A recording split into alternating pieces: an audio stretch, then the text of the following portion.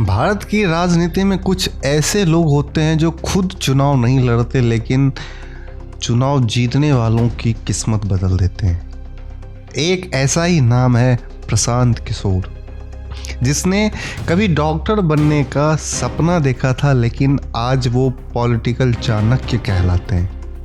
आखिर कौन है प्रशांत किशोर? कैसे उन्होंने मोदी से लेके ममता तक हर बड़े नेता की जीत की कहानी लिखी और क्यों उन्होंने खुद राजनीति में उतरने का फैसला किया? आज हम जानेंगे प्रशांत किशोर की पूरी जर्नी, एक गांव के लड़के से लेकर इंडिया के सबसे बड़े पॉलिटिकल स्ट्रैटेजिस्ट बनने का। प्रशांत किशोर का जन्म 1977 में बिहार के बक्सर जिले के कोरा गांव में हुआ।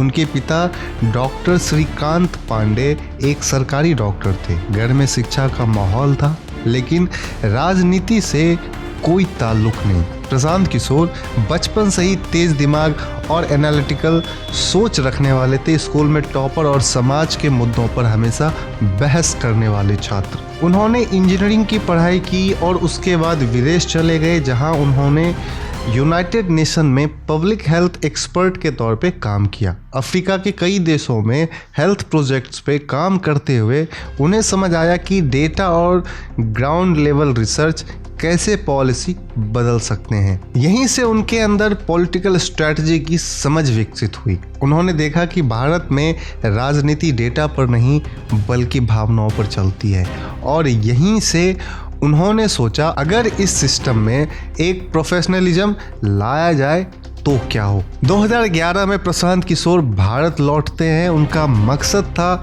इंडियन पॉलिटिक्स में मॉडर्न स्ट्रैटेजी और डेटा ड्रिवन अप्रोच लाना। तभी उनकी मुलाकात हुई उस समय गुजरात के मुख्यमंत्री नरेंद्र मोदी से। प्रशांत किशोर ने मोदी के साथ मिलकर 2012 के गुजरात असेंबली इलेक्शन और 2014 के लोकसभा इलेक्शन के लिए स्ट्रैटेजी बनाई। उन्होंने एक प्रोफेशनल टीम बनाई, CAG, citizen for accountable governance. Team ने सोशल मीडिया, डेटा एनालिस्ट और ग्राउंड फीडबैक को मिलाकर एक ऐसी पॉलिटिकल कैंपेन मशीन तैयार की जिसने भारत में चुनाव प्रसार का चेहरा बदल दिया। चाय पे चर्चा, रन फॉर यूनिटी और 3D रैलीज, ये सब आइडिया प्रशांत किशोर की टीम से ही आई थी। 2014 में मोदी की ऐतिहासिक जीत के बाद प्रशांत किशोर का नाम पूरे देश में गूंज उठा।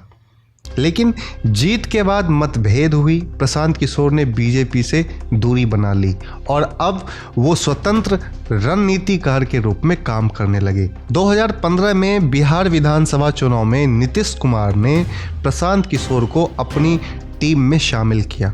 उन्होंने महागठबंधन के लिए स्ट्रैटेजी बनाई और नतीजा बीजेपी को बड़ा झटका लगा। नीतीश कुमार भारी मतों से जीत गए। इस जीत के बाद प्रशांत किशोर को बिहार में इलेक्शन गेम चेंजर कहा जाने लगा। 2016 में उन्होंने कांग्रेस के साथ हाथ मिलाया, उत्तर प्रदेश और पंजाब के लिए कैंपेन डिजाइन किया। हालांकि यूपी में पार्टी हार गई लेकिन पंजाब में कैप्टन अमरिंदर सिंह ने शानदार जीत दर्ज की और इसका श्रेय भी प्रशांत किशोर की स्ट्रेटजी को दिया गया। इसके बाद प्रशांत किशोर की company IPAC, Indian political action committee, एक बड़ा ब्रांड बन गई। उन्होंने जगन मोहन रेड्डी को आंध्रा में CM बनाया, ममता बनर्जी को बंगाल में तीसरी बार सत्ता दिलाई और DMK को तमिलनाडु में वापसी कराई।